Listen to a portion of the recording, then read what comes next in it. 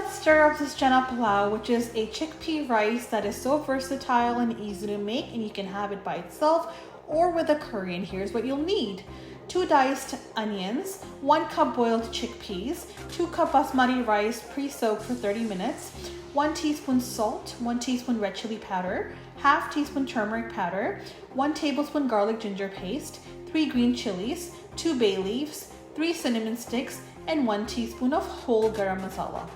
So let's get started. First, you're gonna heat up 1/4 cup of oil over medium flame. Once it's hot, you're gonna add all your garam masala items as well as your bay leaves and your cinnamon sticks. So the items are basically your coriander seeds, your cumin seeds, etc. Now you're gonna just fry this for about a minute till the aromas are in the oil, and then you're gonna add your diced onions. Now, I highly recommend to slice them thinly so then they cook really nicely. You don't want to make it a paste. You're going to basically fry the onions for about 5 minutes or so until they're translucent. And then you're going to add your remaining spices as well as your green chilies. Now, if you don't want any spice, you can just take the green chilies out and then just mix it all together because you want the base to have a nice flavor and color. After about a minute, you're gonna add your chickpea and you're gonna just stir fry this for another minute or two, just so all the spices, all the masala combines really well together. And you're gonna continually just fry this for a couple minutes. And then what we're gonna do is add our water. Now the water ratio is, because we're doing 2 cups pre-soaked basmati rice, we're gonna add about 3 cups of water. So that's the ratio, is 2 to 3. Now, once you add the water, you can certainly taste the salt to see if you need more or less. It's perfect for me. And then once the water starts to boil, you're gonna drain the rice from the pre-soaked water, and then you're gonna add the rice directly in here. Now stir really carefully, just so you can mix it gently. You don't wanna break the rice. And then what you're gonna basically do is watch this boil and watch the water slowly evaporate.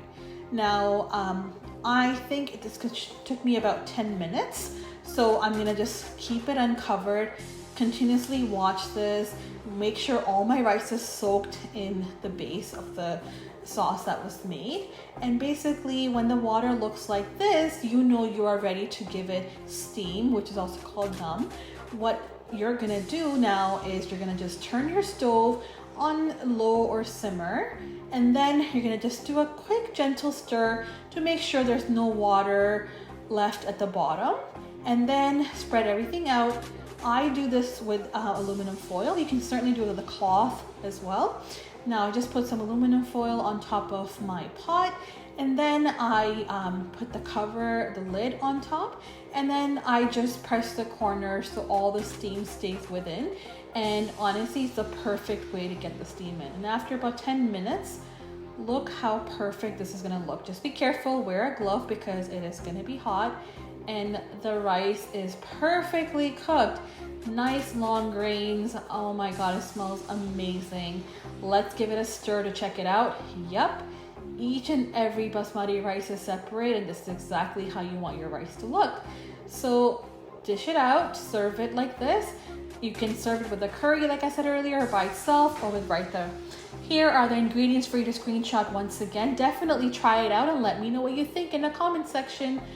Thank you so much for watching. I really hope you enjoyed this video. As always, be sure to like, comment, and subscribe to my channel for more easy to follow recipes. Till next time, keep stirring it up.